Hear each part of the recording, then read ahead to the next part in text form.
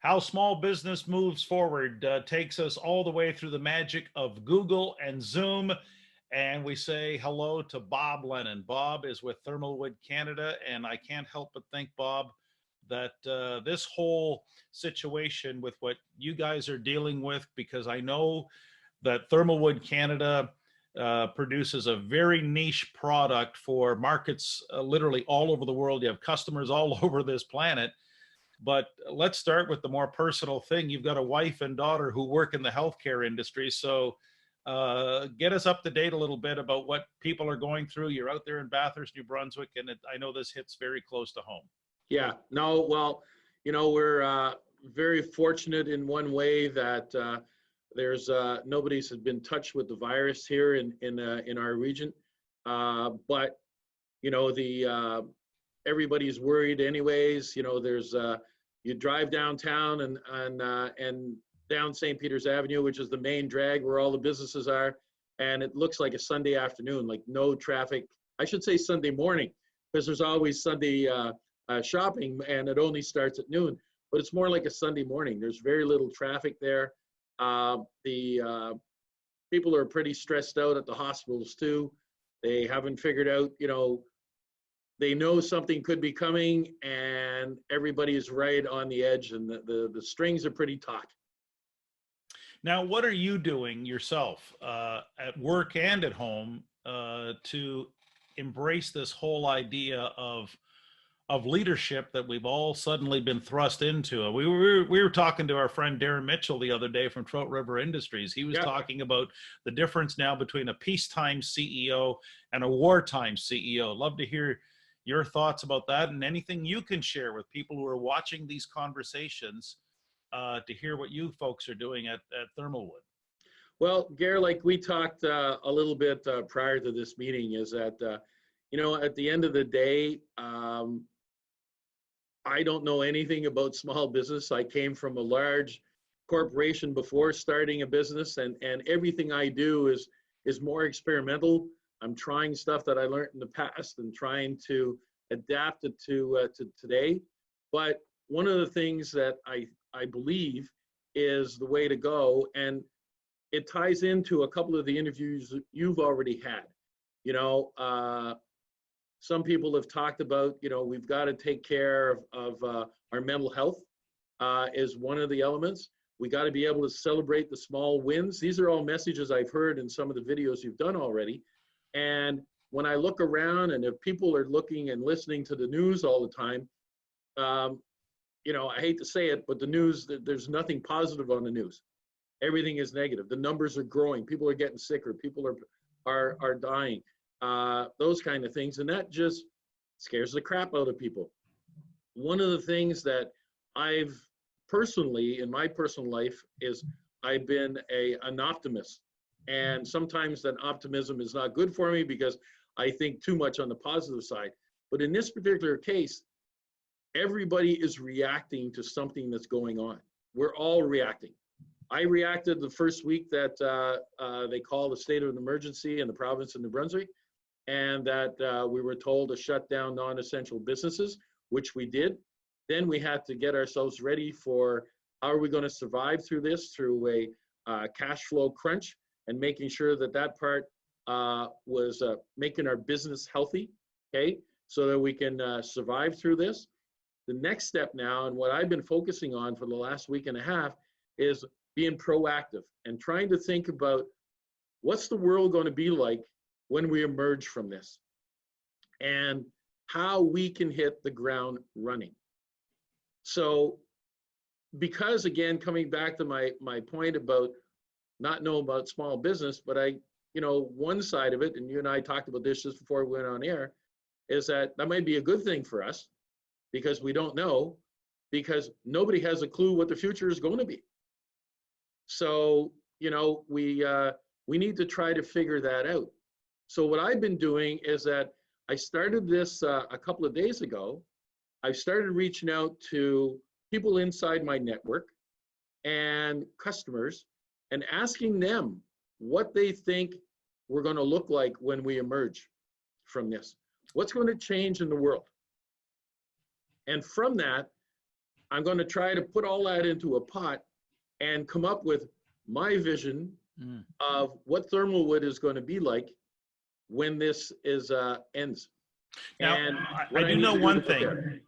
I think we can safely say one thing, Bob. I love what there's two things you said there that I love, and one I'm going to address right away. You said, I've never been afraid to experiment. For as long as I've known you, Bob Lennon, you've always wanted to experiment and try new things. And you were saying you've got customers thousands of miles away and you're trying new things thanks to this technology called Zoom. Tell us a little bit about how you're already seeing how Zoom is dramatically going to impact the way we do business. Well, you know, we only started to talk, you and I started talking about this last week, right? And I think actually it was probably Wednesday or Thursday last week when we talked about using this technology because I wanted to be able to have a meeting and keeping our social distancing because I do the Northern Heat Report and you've got the up on your screen behind you. I do this every week where I interview people face to face in our region and talk about positive things. And talk about what they're doing. We're trying to demonstrate to everybody outside that we have a great place to live and that there's all kinds of things that we can do. And as a community, we've got more expertise and more good things happening than you could ever imagine. And so for the naysayers that say this is, you know, everything is doom and gloom, I'm trying to show them that, nah, it's not all naysayers. And for the people that are outside is to see what they can see that Bathurst isn't a bad place, and the people that moved away, maybe they want to come back. And the young people that we've lost, bring them back home closer to their parents. And so that's why I do the Northern Heat. And one of the things this week, or last week, to try to figure out how do I continue doing this and how do we continue passing on the message? And I reached out to you and said, well, how are you doing your interviews? And that's where Zoom came up. So just already, I have one meeting scheduled for this afternoon. I have another one scheduled before the end of the week. That's going to be an interview that's going on with the new director of the Chaleur Chamber of Commerce because they put a new website in place to be able to have businesses send information in about who's open, what are they doing, how can people reach them, so on and so forth, so that they can have a continued business going. And I want to be able to help promote that. So, and then I'm thinking that, well, I can use this technology now to be able to reach out to some of my customers and start having a discussion about what their vision is of the future. And maybe on one side of it is that, how can I help them at the same time? They've got expertise they can help me out with. And you know, I have some that I can help them out with. You know, one of the things that I do outside of Thermalwood Canada is I do consulting work there. And my role as a consultant is that I help companies understand with the culture that they have inside their organizations, how can they reach the vision that they want to get at? And so there's a picture there. And sometimes that vision and that culture don't match. They're like this or like that, or they clash. And so what are some of the things that they can do to be able to meet those requirements, and how do they go through them? And right now in a time of crisis, people are behaving in a completely different way, and they can have a pretty negative impact on their future business. You know, but you were showing me something else, and you just, again, sparked another idea, which is why I love these conversations. You're showing me something else you're experimenting with a customer in terms of, with Thermalwood Canada, with these different niche projects that you folks are doing, there's a lot of interaction that has to happen digitally, but now it's taking on a new form. Yeah. Tell us a little bit about that. Well, I think that one of the things that I used to do before, and a way into the market on the architectural side of the business, where we sell siding and decking and all kinds of different products. My entry point into that market is to go and talk to architects. And but that becomes a kind of a nightmare when you have to, and a very expensive one, if you got to travel to every single architectural firm. And architects have big offices, and sometimes some of them work in their homes. So, you know, there's thousands of them across Canada and thousands, hundreds of thousands in the US. And so how do you get to them all, right? So prior to this technology, I had prepared a virtual training that would give them an idea of what thermal modification was, so that they would understand the process and understand what it was all about, so they could spec it. But now using this adds another level to it, because now I can actually not only be virtual and just have a video of me talking, is that we can interact and have questions asked as we're going. And that to me is it's a method or a way to be able to build that relationship. So if I'm the architect, for example, you could like hold up a drawing right now and you could show me. Yeah, I could share. Like. I could share pictures. Yeah, so let's see it. Well, let's see it. Show me the drawing. Well, yeah, well, okay. Well, I can be as bad as doing this, right? Right. But then I could go online and be able to put it up. Right. So, and I'm just learning. It would take me a little bit of time to be able to show you right away, but it's easy to go into your files and be able to share some information. And I think that this technology, and it's existed before, but it becomes kind of a reactive mode, right? We're into a situation that now it's social distancing. We can't be face to face. So what's out there? And there is technology out there. And I believe that going forward, the social distancing is going to have an impact on all our businesses, and that there's going to be some incredibly intelligent people out there that are going to come out with some versions of this even further and beyond what we've ever expected. And that's where I think this is fantastic, Bob, that we're having this conversation, because let's face it, I think when it gets right down to it, you and I personify the boomers 50 and over with our fat fumbling fingers trying to figure out how all the new technology works. But I think what you're sharing and illustrating is you can't be afraid to do it. Now, the other thing you said earlier that I want to come back to, and it has to do with, and I got to be careful, because if I'm not careful, this will sound like a shameless political plug for my friend Bob Lennon and everyone at Thermalwood Canada. But I want to acknowledge, no, because I would do this in a live seminar. Because one of the things about, if you go to the Thermalwood Canada website, for example, it's a great illustration of the power of video and storytelling right from the get-go, right from your signature homepage video.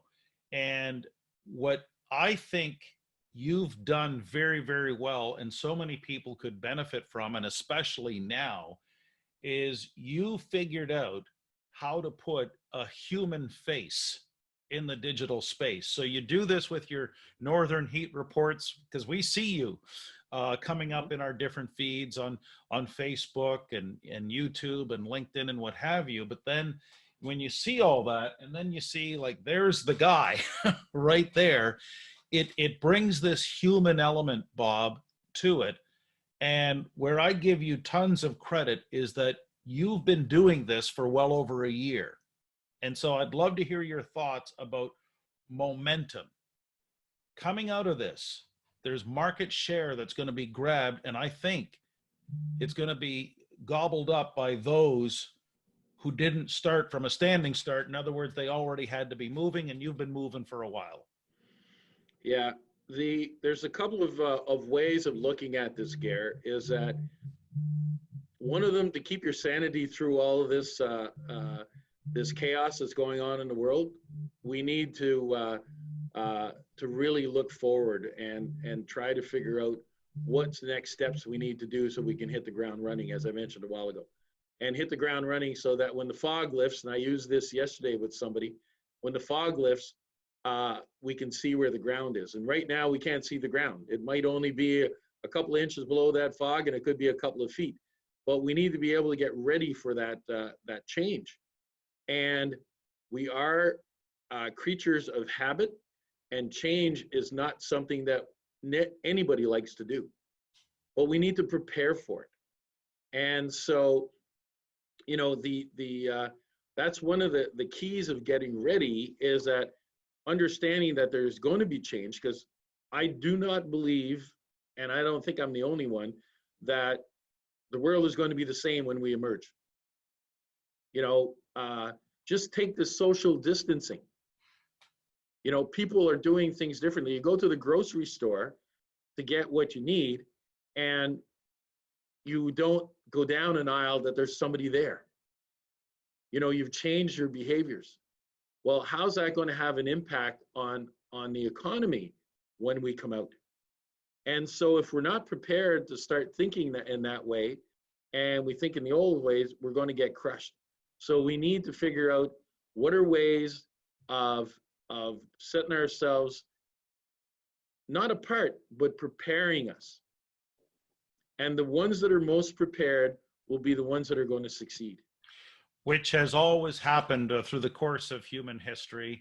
If there's an undeniable thread that runs through every event, major cataclysmic event, is that the ones who innovated and adapted faster were always the ones who emerged stronger, better, faster in the end. Bob, listen, you and I can talk all day, but you've got a business to run, and I just love having these types of conversations with folks like you, because really it is all about leading together through these trying times. So thank you so much.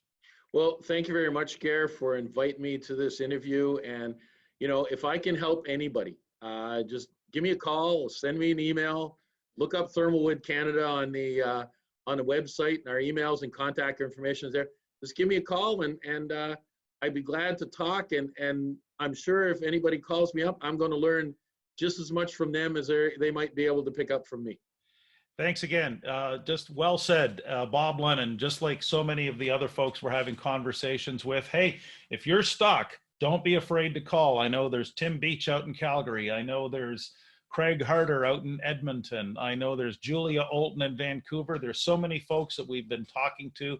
Bob Lennon just mentioned it as well out in New Brunswick, because the paradox of it is, of course, even though we've never been further apart, in some respects, we've never been more connected, and we need to all stay even more connected and thinking positively and helping all small business move forward in these trying times.